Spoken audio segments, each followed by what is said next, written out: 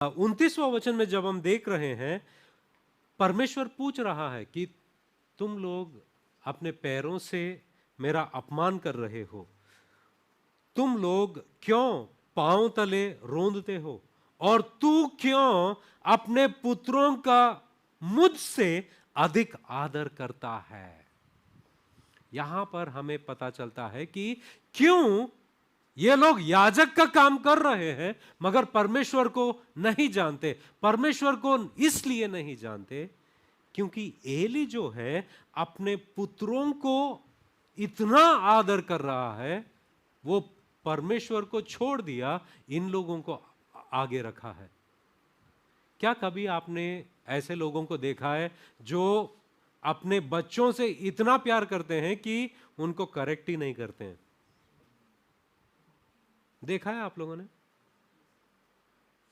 मतलब उनके मुंह से एक शब्द भी निकलता नहीं उनको करेक्शन करने के लिए। कितने लोगों ने देखा? वो इतनी बदतमीजी करते रहता है, इतनी बदतमीजी करते रहता है, मगर मां कुछ नहीं बोलेगी। और लोग जो बैठे हैं आजू बाजू में, उनको ऐसा लगता है कि ये बच्चे को बाहर ले जाएगी, ये मारूं। जितने लोगों ने हंसा ना, उन सबको लगा है, कभी ना कभी तो लगा है कि नहीं? लगा है? ऐसा मन में लगा है कि इसको बाजू ले गया, ये थप्पड़ मारूं, दिल में ठंडक रखे। और वो इतना बदतमीजी करते रहता है, इतना बदतमीजी, और मां कुछ नहीं बोलती है। उसको ध्यान नहीं है, मतलब वो ये नहीं देखती है कि वो गलत रास्ते पे जा रहा है, वो गलत काम कर रहा है या कर रही है। मगर अगर कोई मसीह में है और बच्चों को इतना बढ़ावा दिया है कि परमेश्वर को छोड़ दिया उसने, जब भी आप देखते हो कि बच्चे परमेश्वर के वचन के खिलाफ कुछ कर रहे हैं और माता पिता उन लोगों को डांट नहीं रहे हैं, वो वही काम कर रहे हैं जो एली ने किया।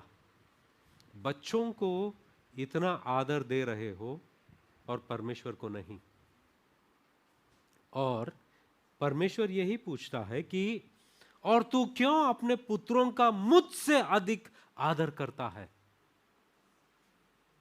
मुझसे अधिक आदर, परमेश्वर से बढ़कर बच्चों का आदर कर रहा था एली। इसलिए वो कितना भी गलत कर रहे थे, शायद बचपन से ही इसकी शुरुआत थी, बचपन से ही चालू था ये सब। शायद वो यहां कलीसिया चल रही है और बच्चा जाके बाहर खेल रहा है, बाप कुछ नहीं बोल रहा है। मैंने काफी सारे पास्टर्स को देखा है, उनके बच्चे आज परमेश्वर में नहीं है क्योंकि इन्होंने उनको सिखाया नहीं। बच्चे उस वक्त बिगड़ते हैं जब कोई पिता परमेश्वर से बढ़कर बच्चों को आगे रखता है। हमेशा याद रखो, वो बच्चे बिगड़ जाएंगे। जब तुम परमेश्वर को आगे रखोगे और परमेश्वर का भय को उन्हें सिखाओगे, वो परमेश्वर का आदर ही नहीं मगर जिंदगी में बेहतर बनेंगे। मगर यहां पर उल्टा हुआ है। इसलिए जो भविष्यवक्ता एली के पास आया, एली को ही, एली के ऊपर ही यह निंदा डाल रहा था कि तेरे वजह से तेरे बच्चे ऐसे हुए हैं। तूने उनको मुझसे भी बढ़कर आदर दिया है। मेरे खुद के परिवार में, परिवार एज इन रिश्तेदारों में, मैं एक परिवार को ऐसा जानता हूं कि उनके लड़के के साथ ऐसा किया। उनके 3 लड़कियां और 1 लड़का है, और वो एक लड़का, उसको इतना सब कुछ छूट मिलता था, स्कूल नहीं जाता तो कुछ नहीं बोलते हैं, और वो गाली देता था तो उसको नज़दीक लेकर चुम्मा देते थे। हाँ मेरा बेटा ऐसा ऐसा बोल रहा है, वो गंदी बातें करता था।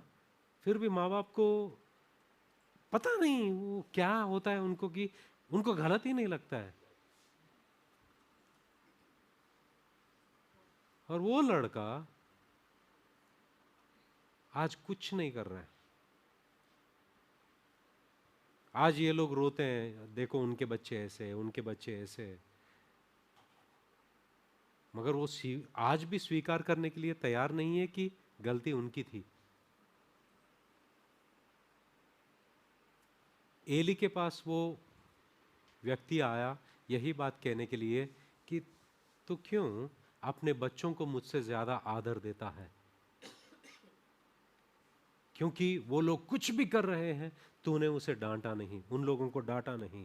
और परमेश्वर कहते हैं कि और तू क्यों अपने पुत्रों का मुझसे अधिक आदर करता है कि तुम लोग मेरी इस्राएली प्रजा की अच्छी से अच्छी भेंट खा खा के मोटे हो जाओ। मतलब बाप भी बेटों के साथ में मिलकर वो मांस खा रहा था, मगर बाप को भी ये नहीं लगा कि ये गलत है, ये परमेश्वर की भेंट का अपमान है, बाप को भी नहीं लगा। यहां पर हम देखते हैं कि जब बाप खुद अपने बच्चों के गुनाह में भागीदारी बन रहा है, जब बाप उनसे डांटेगा कि ऐसा क्यों कर रहे हो, यह गलत है, बच्चे क्या बोलेंगे? अच्छा, हमारे साथ बैठकर खा रहे थे, वो गलत नहीं था, अभी ये गलत लग रहा है तुमको। सुना है आपने कभी? क्या बच्चे ऐसा नहीं कहेंगे? तुम उनके एक गलती में साथ दोगे, भागीदारी बनोगे, दूसरे गलती में उनको करेक्शन कभी नहीं कर पाओगे। समझ रहे हो? एली के कुछ गलतियां हैं, एली के एक बाप होने के नाते कुछ गलतियां हैं। गलतियां ये है कि उसने अपने बेटों को इतना आदर दिया है, इतना छोड़ दिया है, इतना आदर दिया है कि परमेश्वर से बढ़कर दिया है। इसलिए मुझे नहीं लगता इसने कभी उनको करेक्ट किया है। अभी भी जो बोल रहा है कि ऐसा सब क्यों कर रहे हो, अब तो लेट हो चुका है। आपको पता है करेक्शन का एक वक्त होता है,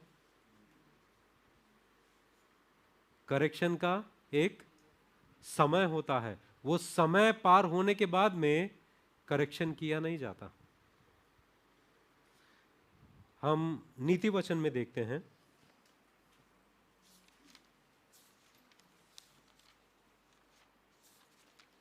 नीति वचन 22 का 6 और 19 का 18। पहले 19 का 18 पढ़ते हैं।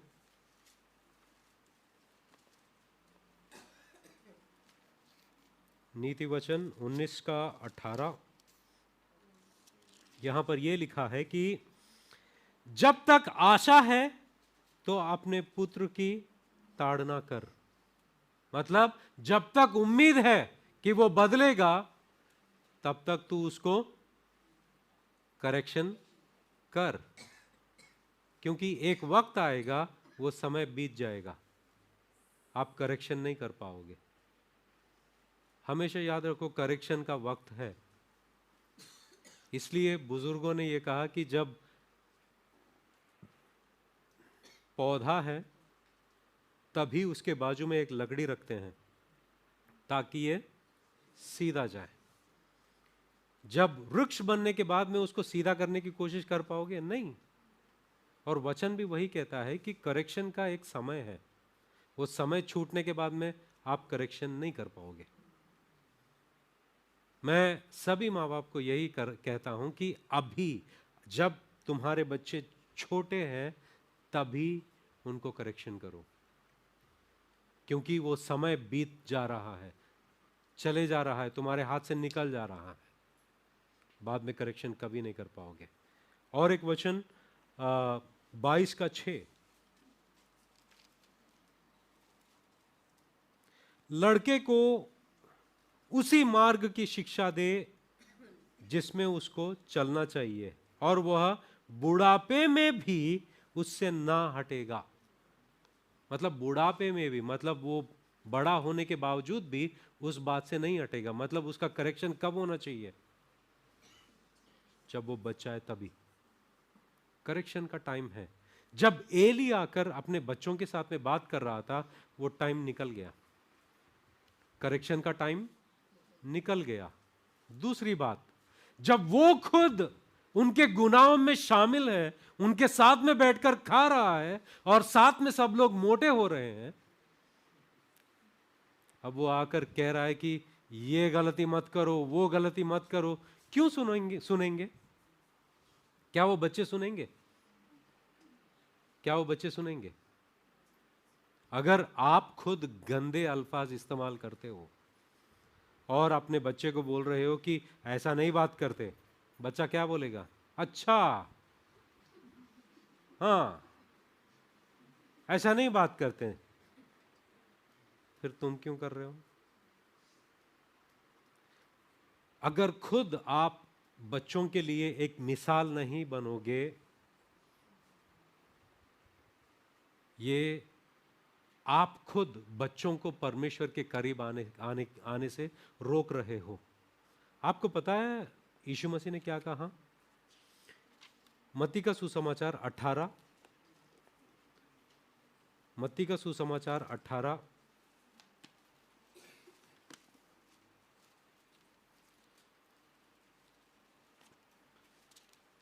2 से 5 जब हम पढ़ते हैं, वहां पर लिखा है कि इस पर उसने एक बालक को पास बुलाकर उनके बीच में खड़ा किया और कहा, मैं तुमसे सच सच कहता हूं कि जब तक तुम ना फिरो और बालकों के समान ना बनो, तुम स्वर्ग के राज्य में प्रवेश करने नहीं पाओगे।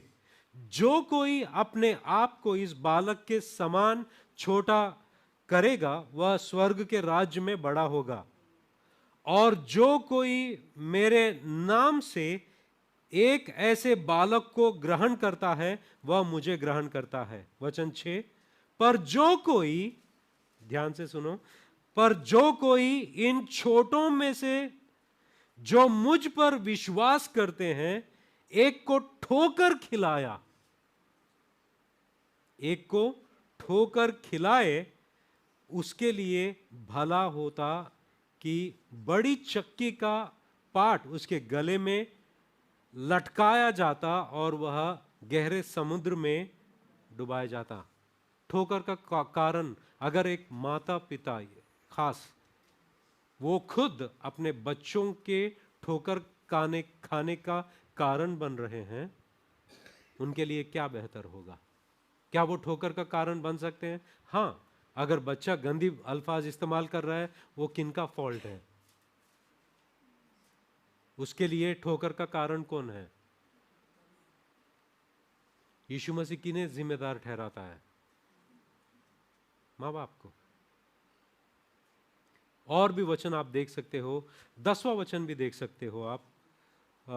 देखो, तुम इन छोटों में से किसी को तुच्छ ना जानना, क्योंकि मैं तुमसे कहता हूं कि स्वर्ग में इनके दूत मेरे स्वर्गीय पिता के मुंह सदा देखते हैं। 19 का 14 भी आप पढ़ सकते हो। यहां पर हम देखते हैं कि बच्चों का ठोकर का कारण माँ बाप बन सकते हैं, और माँ बाप के वजह से हो सकता है कि वो बच्चे कभी भी परमेश्वर के करीब नहीं आए। और यहां पर एली खुद बच्चों का ठोकर खाने का कारण बना, क्योंकि जब ये उनके साथ में उनके गुनाह में शामिल हुआ, किस मुंह से उनको वो सही करेगा? किस मुंह से ये उनको उनका करेक्शन करेगा? क्योंकि ये खुद गुनाह में है। और वहां पर साफ लिखा है कि इन लोगों ने एली का कुछ सुना ही नहीं। दूसरा अध्याय,